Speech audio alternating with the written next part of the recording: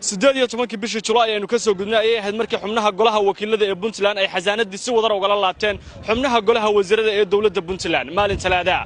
kadib madaxweynaha dawladda Puntland ayaa 20 bari in ku dhow oo halkan la tashiyo kala duwan oo kula lahaa xubno kala duwan iyo madaxweyne ku-xigeenka dawladda Puntland kadib waxa maanta lagu dhawaaqay liiska rasmiga ah ee xubnaha golaha wasiirada ee dawladda Puntland iyadoo madaxweynuhu uu fulinayo ballanqaadkii iyo aqbalaadii go'aanka golaha wakiilada ee dawladda Puntland afhayeenka madaxtooyada dawladda Puntland Cabdullaahi Quraan Jecel ayaa warbaahinta u akhriyay magacyada 53 wasiir oo madaxweyne Cabdulle Maxamed Cali Gaas oo halkan ku magacaabay maanta waxaan halkan ku qabanay warmurtiyeed ku saabsan xeer madaxweyne oo la markiisu yahay 45 bisha 8aad 6deeda 2017 oo ku saabsan magacaabida golaha dawladda Puntland golaha wasiirada dawladda Puntland madaxweynaha dawladda Puntland markuu arkay dastuurka dawladda Puntland markuu arkay aqoontooda iyo kartidooda iyo aragnimadooda shaqo markuu la tashaday madaxweyne ku-xigeenka dawladda Puntland markuu tixgeliyay baahida loo qabo magacaabida golaha wasiirada wuxuu go'aansaday magacaabida golaha wasiiradan magaca wasiirka Saalax Xabiib Jaamac wasiirka wasaaradda cadaaladda arrimaha diinta iyo dhaqangelinta iyo dhaqan celinta Cabdullaahi Cali Xirsi Timacade wasiirka wasaaradda arrimaha gudaha dawladaha hoose iyo horumarinta reer miyiga Axmed Cabdullaahi Yuusuf Dawlad wasiirka amniga iyo DDR-ta Cabdullaahi Siciid Caarshe wasiirka maaliyadda Shire Xaaji Faarax wasiirka qorsheynta iyo xiriirka caalamiga Cabdifataax Siciid Caynab dastuurka wasiirka dastuurka iyo arrimaha federaalka Abshir aw Yuusuf Ciise wasiirka waxbarashada iyo barbaarinta tacliinta sare Dr. Cabdinaasir Cismaan Cuuke Cismaan Ciise wasiirka caafimaadka Cabdiraxmaan Barkhad Warsame wasiirka howlaha guud gaadiidka iyo guriyeynta Siciid Maxamed Raage wasiirka dekedaha gaadiidka iyo amniga badaha Puntland 12 Axmed Cilmi Cismaan Karaash wasiirka duulista hawada iyo garoomada 12 Maryan Axmed Cali wasiirka horumarinta haweenka iyo arrimaha qoyska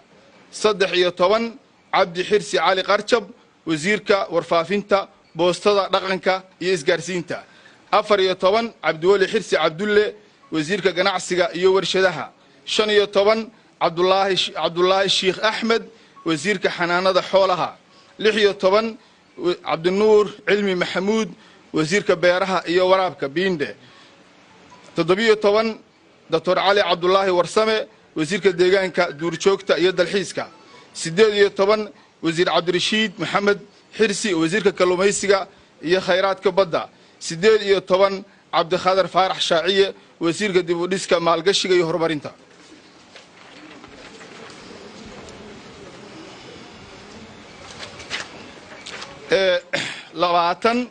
Cabdiraxmaan Sheekh Axmed wasiirka shaqaalaha dhalinyarada isboortiga haddana waxaan gelaynaa wasiiru dawlayaasha 21 Cabdirashiid Cali Geelle wasiiru dawlaha wasaaradda xanaanada xoolaha 22 Axmed Cilmi Cawaale wasiiru dawlaha wasaaradda qorsheynta iyo xiriirka caalamiga 23 Burhaan Cilmi Xirsi wasiiru dawlaha madaxtooyada xiriirka caalamiga 24 Bashiir Cabdiraxmaan Gurxan wasiiru dawlaha madaxtooyada iyo xiriirka gobolada 25 Axmed Siciid Cabdiraxmaan wasiiru dawlaha wasaaradda dekedaha gaadiidka iyo amniga badda 26 Sayid Cumar Guuleed wasiiru dawlaha wasaaradda caafimaadka 27 Cabdiqani Geelle Maxamed wasiiru dawlaha wasaaradda duulista hawada iyo garoomada 28 Cali Yuusuf Cabdigiir wasiiru dawlaha wasaaradda arrimaha gudaha iyo dawladaha hoose 29 Cabdiraxmaan Jaamac Kulmiye wasiiru dawlaha wasaaradda kalluumaysiga iyo khayraadka badda 30 Cabdiwali Maxamed Yuusuf wasiiru dawlaha wasaaradda amniga iyo DDR-ta 31 Cabdifataax Nuur Axmed Ashkir wasiiru dawlaha wasaaradda warfaafinta boostada iyo isgaarsiinta 32 Maxamuud Faarax Beeldaaje wasiiru dawlaha wasaaradda maaliyadda 33 Yaasiin Cabdi Seed wasiiru dawlaha wasaaradda waxbarashada iyo tacliinta sare haddana waxaan gelaynaa wasiir ku-xigeenada 34 cabdifataax xasan xuseen walloore wasiir ku-xigeenka wasaaradda cadaaladda diinta iyo dhaqan celinta 35 cabdulaahi xaashi qoobdeero wasiir ku-xigeenka wasaaradda arrimaha gudaha iyo dowladaha hoose 36 cabdicasiis maxamed aadan wasiir ku-xigeenka amniga iyo DDR-ta 37 cabdisalaam bashiir cabdisalaan wasiir ku-xigeenka wasaaradda maaliyadda 38 siciid faarax maxamuud wasiir ku-xigeenka wasaaradda qorshaynta xiriirka caalamiga 39 cabdiraxmaan cabdi ismaaciil wasiir ku-xigeenka wasaaradda dastuurka iyo arrimaha federaalka 40 dr maxamed cali faarax wasiir ku-xigeenka wasaaradda waxbarashada iyo tacliinta sare 41 dr faarax maxamed warsame wasiir ku-xigeenka wasaaradda caafimaadka 42 faarax cali cabdi wasiir ku-xigeenka wasaaradda howlaha guud iyo gaadiidka 43 cabdirasaaq nuur cumar wasiir ku-xigeenka dekedaha iyo gaadiidka badda 44 sucaad saalax nuur wasiir ku-xigeenka wasaaradda duulista hawada iyo garoomada 45 faa'izo cali ismaaciil wasiir ku-xigeenka wasaaradda horumarinta haweenka iyo arrimaha qoyska 46 cabdirasaaq cumar ismaaciil wasiir ku-xigeenka wasaaradda warfaafinta boostada isgaarsiinta 47 cabdiraxmaan xasan yuusuf wasiir ku-xigeenka wasaaradda ganacsiga iyo warshadaha 48 dr nuur axmed yuusuf wasiir ku-xigeenka wasaaradda xanaanada xoolaha 49 siciide xuseen cali gees wasiir ku-xigeenka wasaaradda beeraha iyo waraabka 50 maxamuud ciise xaaji maxamed wasiir ku-xigeenka wasaaradda deegaanka iyo dalxiiska iyo duurjoogta 51 maxamuud maxamed gabax wasiir ku-xigeenka wasaaradda kalluumaysiga iyo khayraadka badda 52 cabdirasaaq shire ismaaciil wasiir ku-xigeenka wasaaradda shaqada iyo shaqaalaha dhallinyarada iyo ciyaaraha 53 maxamed jibriil caateeye wasiir ku-xigeenka wasaaradda maaliyadda intaas ayuu madaxweynuhu